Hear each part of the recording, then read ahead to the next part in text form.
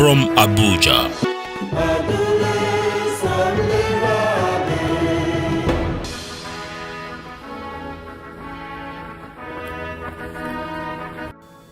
Hello, thank you for being a part of our show. We appreciate you. I'm Magnus Kpakol, and this is Magnus Kpakol DVA. As you know, we are doing this to help raise the level of living. That's what this is all about. In view today, a continuation of slave trade again. So open slave trade with its ugliness has made a comeback and pointing to many things that may be wrong with the political economy in sub-Saharan Africa. Today we continue with Joe Keshi on this terrible matter. Ambassador Keshi is a former federal permanent secretary who previously served as ambassador of Nigeria across the world. We will wind up our discussion with my views on this and other issues. But before all that, in our hidden economics, the dangers of overdosing. Now up next in our quick view, we rank nations by livability. That's coming right up.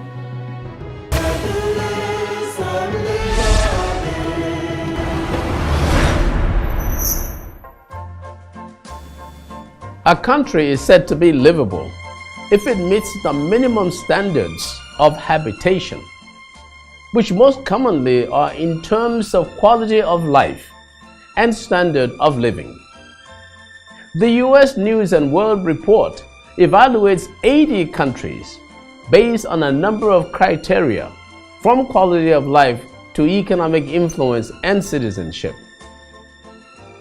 In this connection, which of the following is not among the top 4 of the best and most livable countries in the world? Canada, Germany, Switzerland, and the United States of America. Which of the following African countries is in the top 4 worst and least livable countries in the world? Democratic Republic of the Congo, Somalia, Sudan, and Zimbabwe. Stay with us for our answers coming up shortly. Still in view, Ambassador Joe Keshi continues on the Libyan slave trade. But up next in our hidden economics, the dangers of overdosing.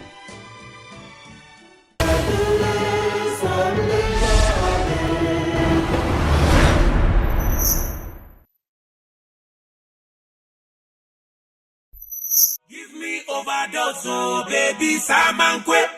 Alter play sound boy, Mr. Songs.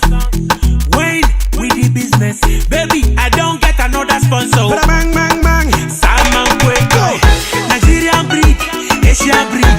Everything I see they make me ginger. She's beautiful, I know they tire. Everybody want to enter. Cotonou boys who want to quick. Indian boys who want to quick. London boys who want to quick. When it comes to Oroma, my baby don't give me overdose, oh baby.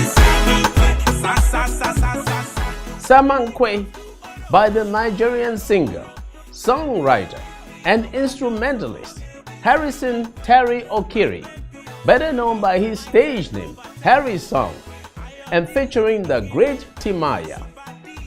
Give Me Overdose.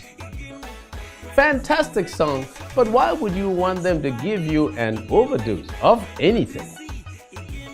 Now, anytime anyone wants an overdose, it means there is a normal and regular dose. And if there is a regular dose, then the question is, a regular dose of what? And for what? Almost always, a dose of anything is usually for therapeutic measures, that is to cure or relieve an ailment or malady.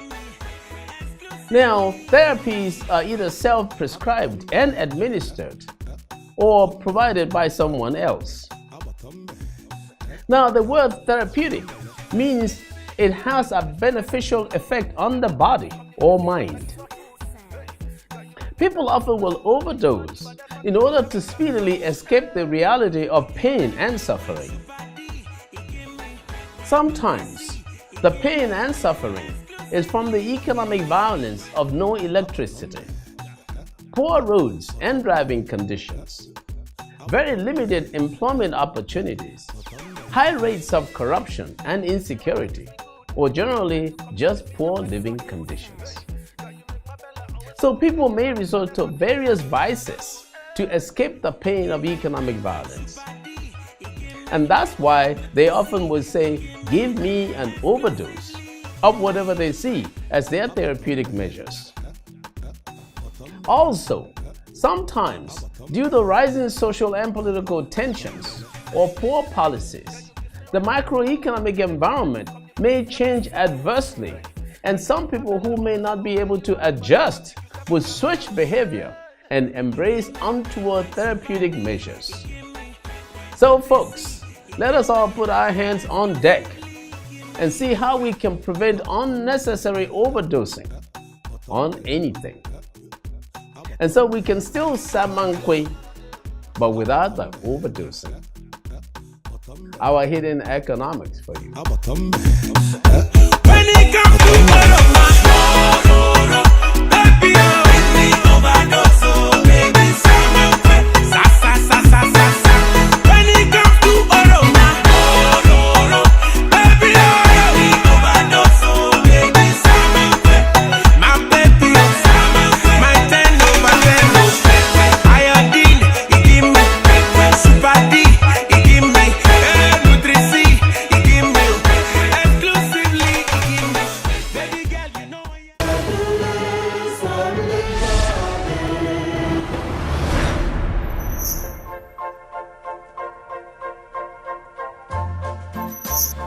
Before we start our discussion, here are our quick view answers. The United States of America is the country not among the top 4 best and most livable countries in the world. Even so, the United States, the biggest superpower and with the largest economy in the world, comes in at number 7 among the best and most livable countries. Somalia is the African country that is among the top 4 worst and least livable countries in the world. At second place, behind North Korea, and ahead of Afghanistan and Pakistan, in the 3rd and 4th places respectively. For comments, adverts, and sponsorship, please see our information displayed on the screen.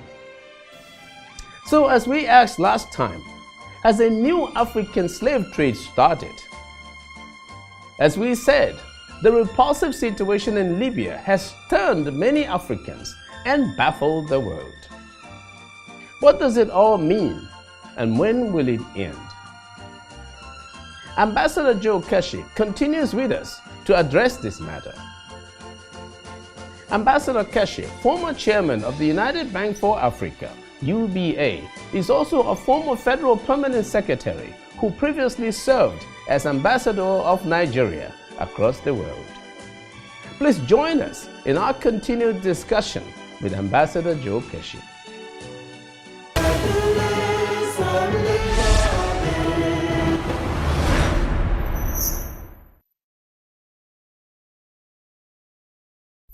So what's happening? Is this slave trade? Is this a new slave trade? What is the real name for what's happening there now? Well, look, in the absence of a better world, I think in the absence of a better world, we probably just have to call it slave trade. But it's remarkably different from the slave trade where people are not coming to capture Africans. No, they're not really captured. How is it happening? No, it's not as if they came to Nigeria and no, these guys just went in and walked into a horrible situation. Put it differently. The people are captured. They are captured, but captured in transit as they are traveling. No. You got to start from the start of the journey. Okay. The story you showed us, Yeah. if you look at the full details of it, the guy was told that life could be better if he could get to point A. Yes. He would do A, B, C, D, point B, but every point you have to pay. Yes. It's when you get to that point where you can no longer pay, and the guy who's collected the money to enable you travel has also disappeared along the line. Yes. So you are just left on your own, nowhere to go, nothing to do, nobody to talk to. And so they leave you in a situation where you run into these, those who control the trade. Yes. And that's where the issue of capture comes in. Yeah. But until then, it's a well-organized system, beginning from the country here. There's some churches have been accused of being involved. Some agents, I know some years ago, some ladies claimed they were recruited in a saloon. Somebody came to the saloon and said, look, I could get you all jobs in Europe to be doing the same thing those here. people, did they know that they will not make it into Europe? I mean, they were just taking money No, from them. there's no way, because look. No, I'm talking about the guys that told them that I could Oh, they get knew. you They knew. into Europe. They knew, because the guy that was interviewed recently. So what's the name of that tree that they're in? To get me out into Europe, then I get captured along the way. The guy that told a story on NTA, I think it's called Planner from Ibadan, who narrated his own experience. Yes. A friend of his came to him and said, look, I have a cousin somewhere in Europe. Yes. Who wants to help you develop your music career and the rest of it. But guess what? We'll help you to get to Europe, but you have to pay $350,000.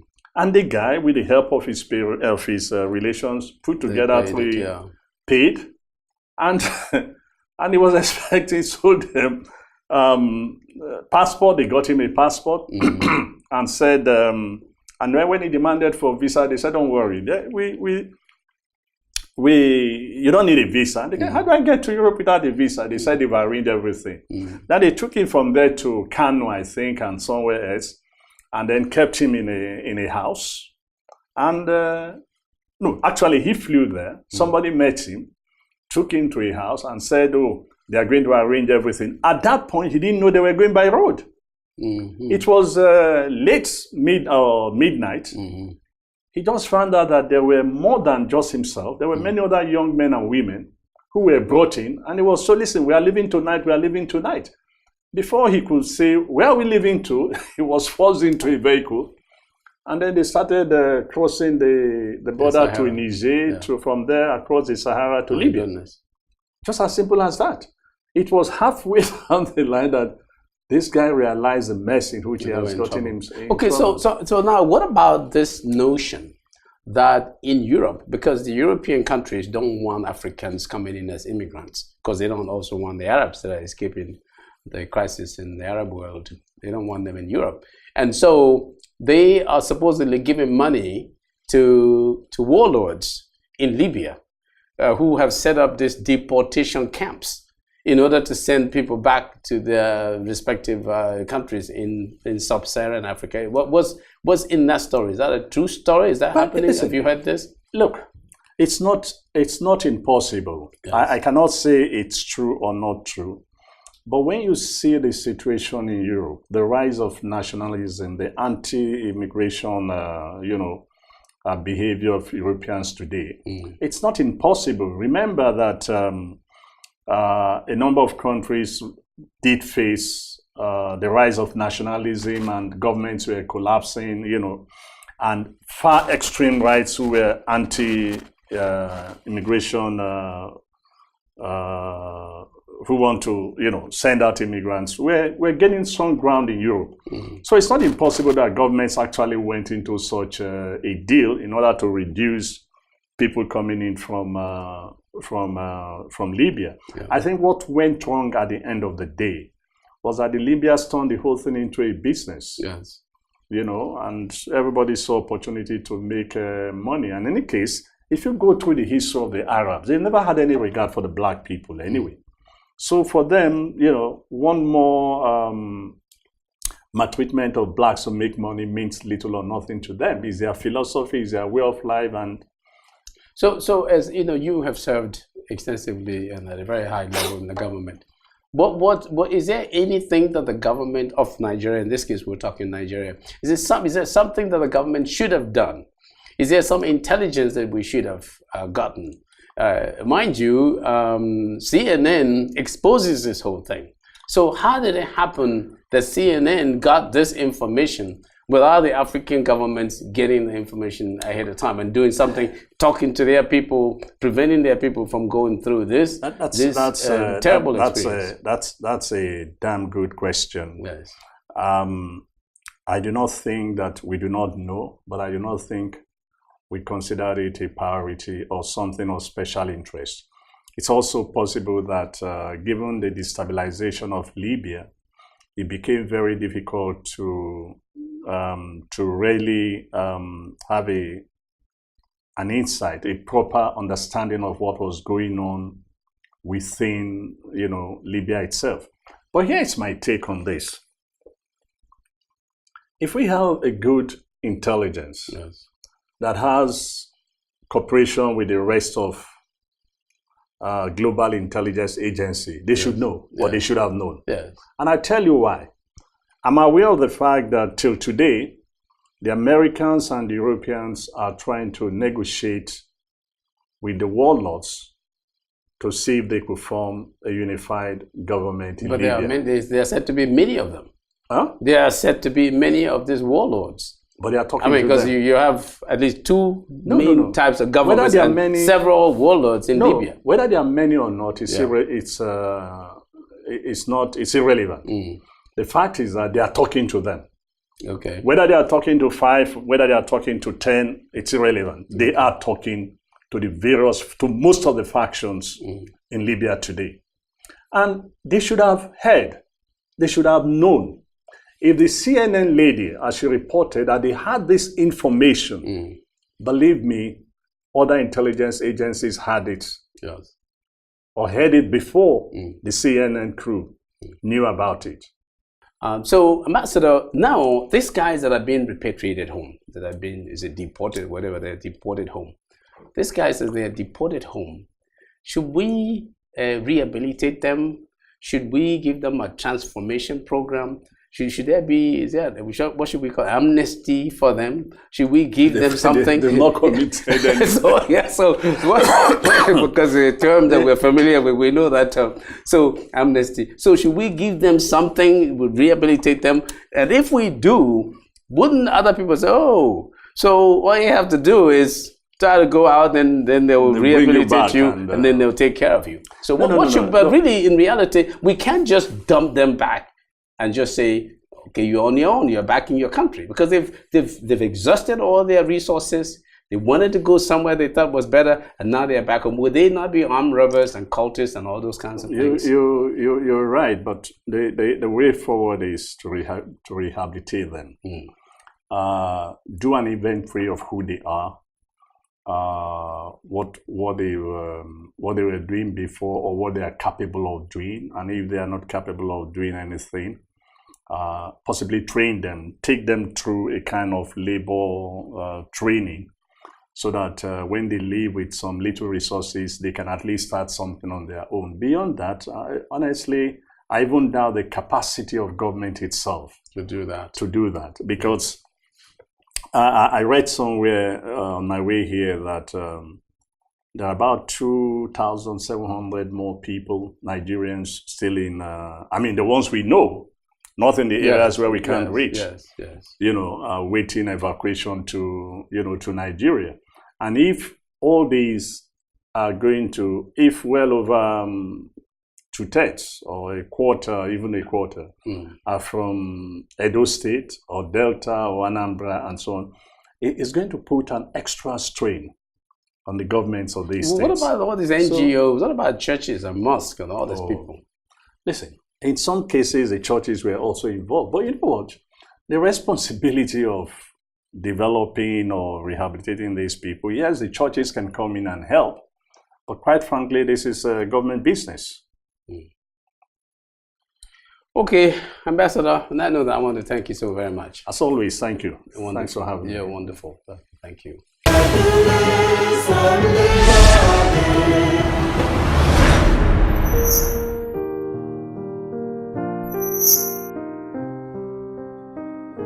As we said last time, the so-called Libyan slave trade has exposed many problems facing sub-Saharan Africa.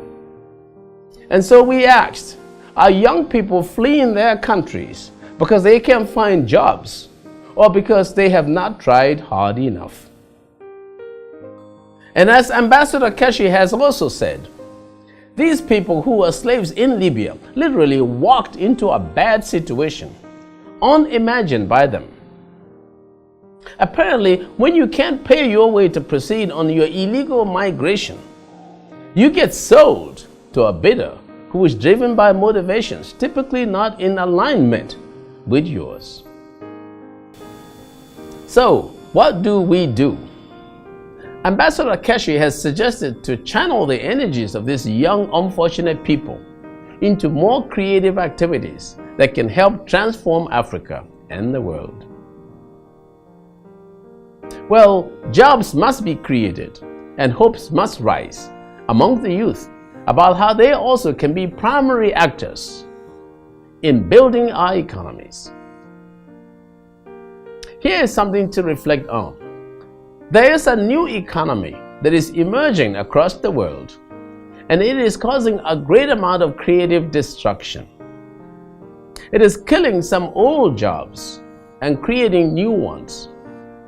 However, the new jobs are mostly in renewable energy, ICT, including computer programming, healthcare, robotics, and other things to do with creativity, new technologies, and competitiveness. So as it appears, the same macroeconomic environment which has facilitated the growth and development of global winners and businesses is also limiting the ability of people and societies that are not prepared to be competitive. So the global changes which have allowed people, goods, and money to move from one country to the other cheaply and easily are also helping in the manipulation of gullible, uninformed, and unprepared people who attempt to venture into the global marketplace. Without much resources, they themselves become the resources that are bought and sold. Now listen to this, folks. In many cases these days, the differences between rich and poor countries are growing wider, causing citizens of uncompetitive economies to look for solutions elsewhere. And unfortunately, some of these are often the best of the rest. I'm Magnus Kpakol, and that's my view.